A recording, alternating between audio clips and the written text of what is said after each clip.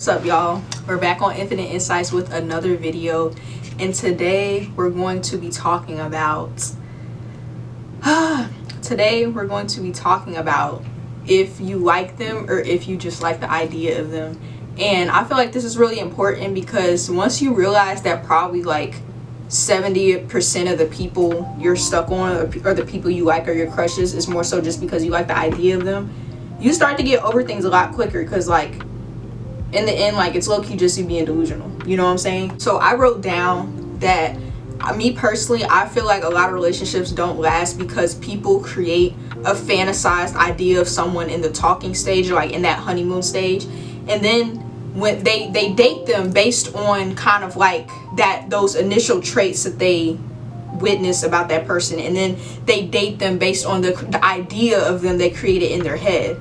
So like, when a person displays certain qualities like in the beginning of the relationship, right, the other person may be like, hey, like, because this person is nice, caring, and loving, they're going to be a great partner, they're going to be a great long-term this. They start kind of like imagining this defined partner in their head. Like let's say, for example, it's a guy and he demonstrates like certain traits to you like in the beginning.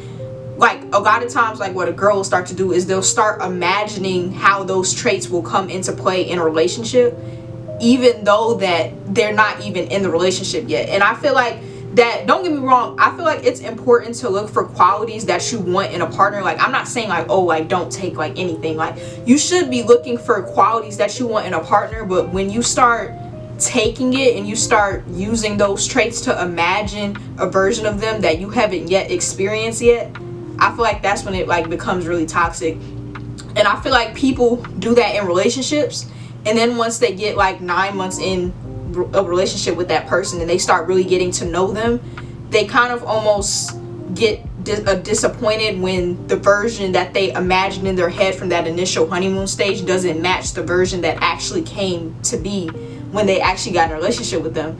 And I feel like people accept the version that they want you to be in their mind, but people don't accept you for like who you are. Now with this, I want to put out there that dating for potential is not always a bad thing, you know what I'm saying? But there's a couple of things you have to keep in mind. It's the potential that you're seeing in this person that you're talking to.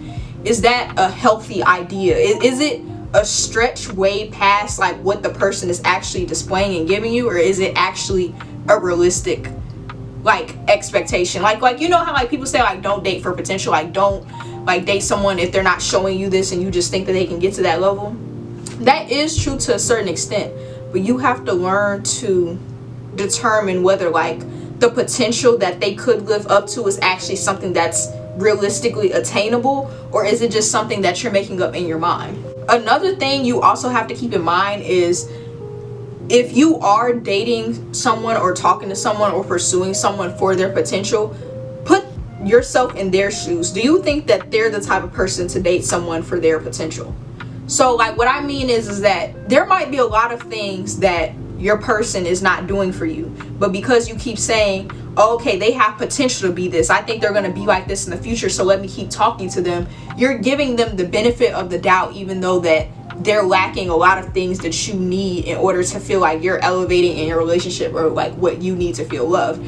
But is that person doing the same thing for you?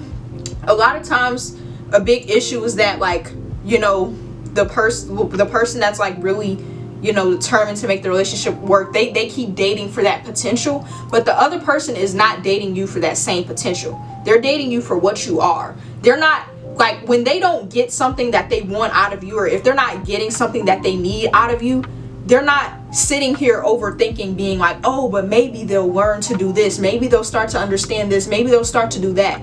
A lot of times the person that you're dating for the potential of is not dating you for their potential, and a lot of times that person is going to leave as soon as you don't match what they want. You know what I'm saying? Like they are not dating for potential. They're just look at you, they're like, okay, you're a good person, but you're not giving me what I need. I'm not gonna sit here and overthink, okay, what if they do this, what if they do that, what if one day they get this, what if it'll be better in the future, I'm gonna teach her how to treat me right. Like, they're most likely not doing that, and that's why a lot of times those people are also able to let you go a lot easier than like what you're able to let them go, because they're not like they just see you for what you are. They see it for what they are. They're like, I'm not happy in this relationship.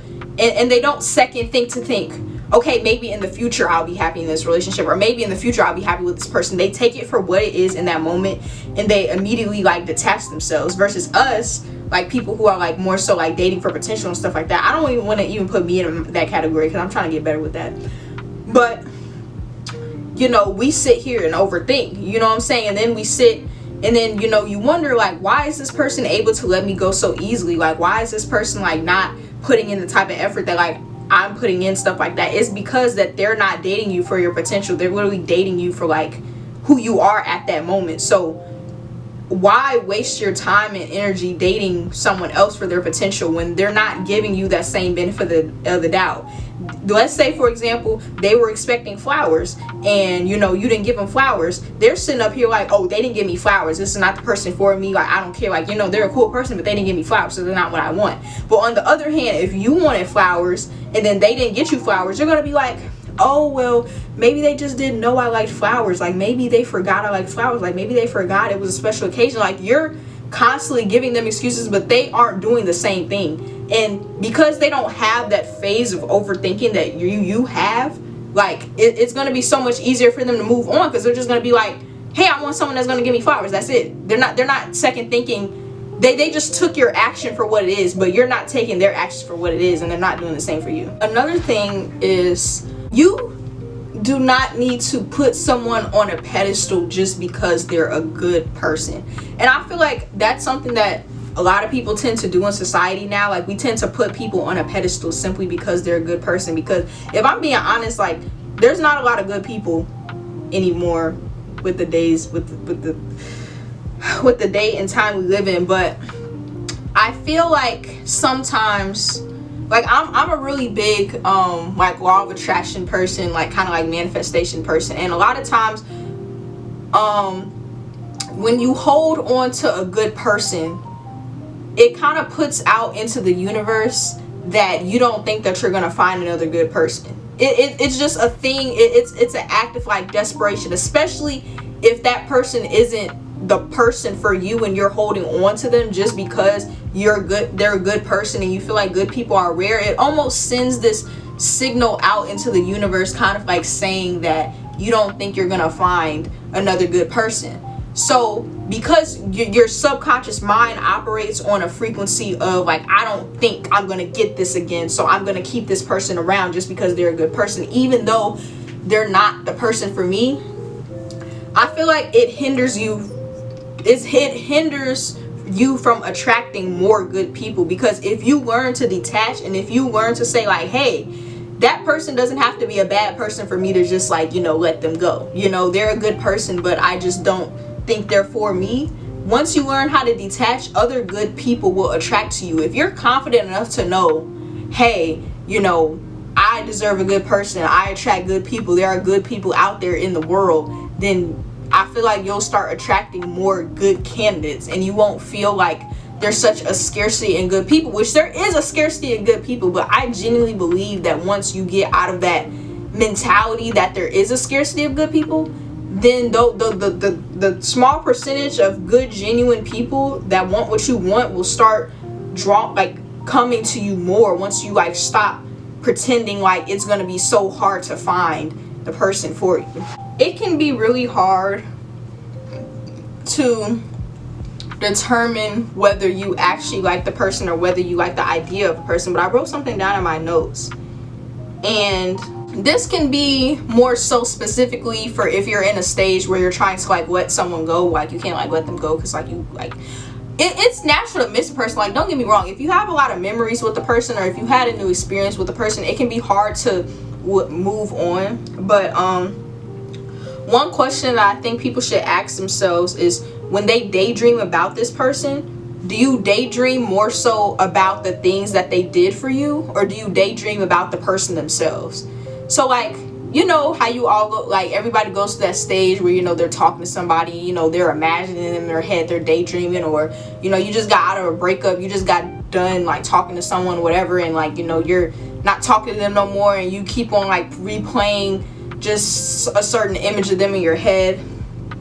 Are these images more so about how what the person did for you. So when you imagine them, is the thing that's constantly repeating in your mind what they did for you, or are you reimagining things specifically about them? Like, are you fantasizing about, you know, how hardworking they were? Are you fantasizing about their specific traits, how kind they were? Are you fantasizing about I don't know, are you fantasizing about their qualities that have nothing to do with you?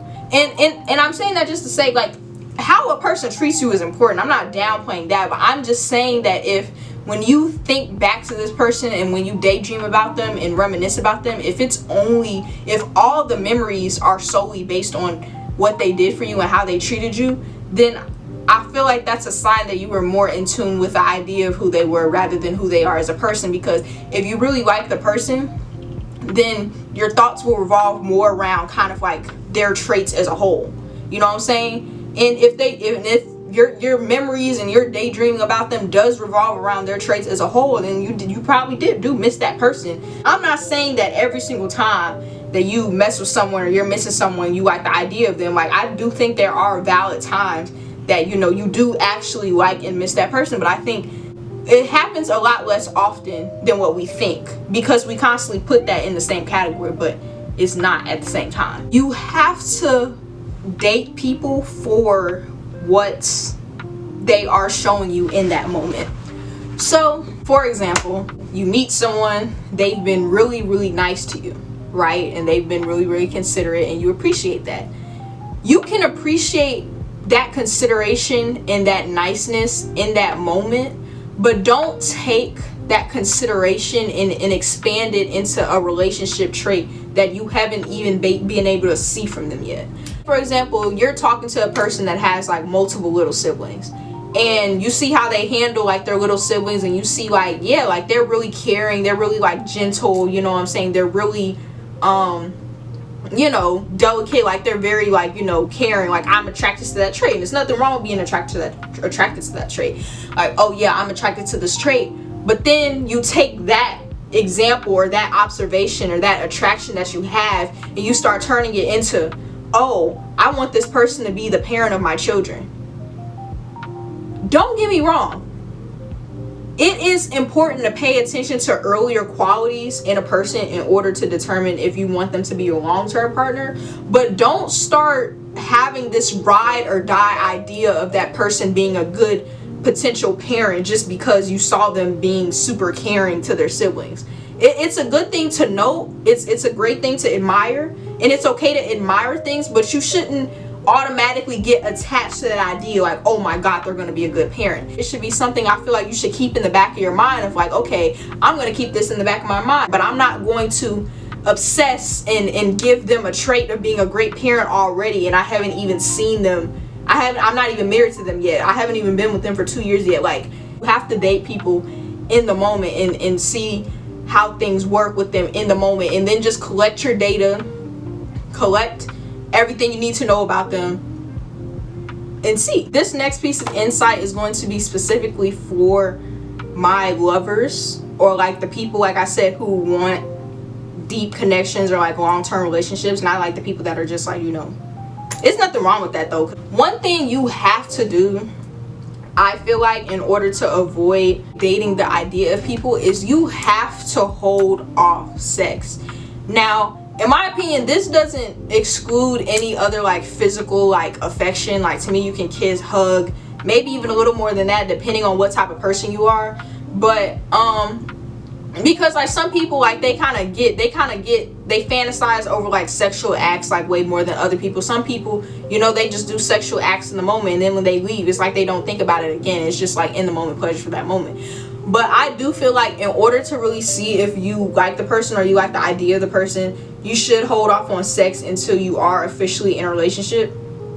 Because the thing is, it's like most people who are like really emotional, like sex is one of those things where you start to like crave it. Like, it's like once your body gets accustomed to like a new person or a feeling of a new person, you get addicted to that feeling, and then those daydreams that you have about your person, a lot of those daydreams become like sexual daydreams, and just like how comfortable your body may feel, or how good your body may feel, or how happy. You know, when you have sex and you get in that high of like your pleasure, you know, your brain literally gets a high when it feels pleasure. So your brain is going to want that high, you know, more and more and more. And that's not even all with sex. It's also with like just feeling loved. Like if you're constantly getting compliments, if you're constantly getting affection, if you're constantly getting hugs, like the brain thrives off that, and the brain feels good after that. So the brain is going to chase that high again, and the brain associates that high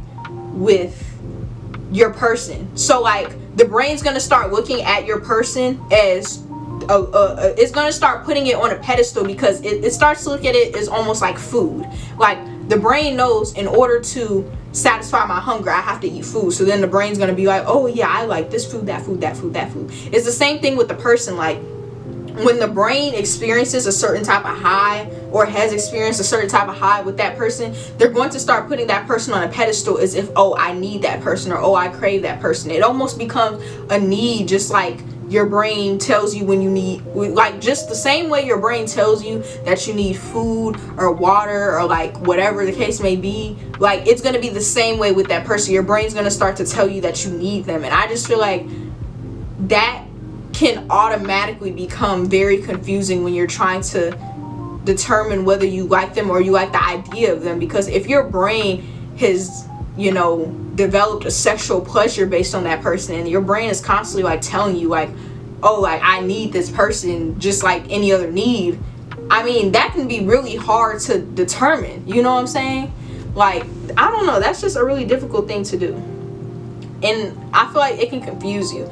Now some people have really good control, and they can determine the difference between physical pleasure and mental pleasure, and really like understand their emotions. But I feel like not many people have that type of like control and have that type of understanding with themselves yet. If you're good determining the difference between the two, then like cool for you. Like that's a really great skill to have. But like for my people that are like really anxious attachment, really emotional, you have to like hold off on the physical stuff for a little while in order to like really get your thoughts together. You're gonna be able to detach, because you're gonna be able to say like, hey, I ain't even like you for real, I just like the idea of you, type shit. So yeah, this was a short little video. I hope you guys enjoyed. Don't forget to like, comment, and subscribe. And I kind of got this idea from Tati Cookley, I think that's how you say her name, because she made a video talking about some stop dating for potential. So yeah, I just wanted to yap about that for a little, and I can honestly talk about this for hours. Like I could do a couple videos about this, but I'm just gonna leave it at that. So I'll see you guys on the next video.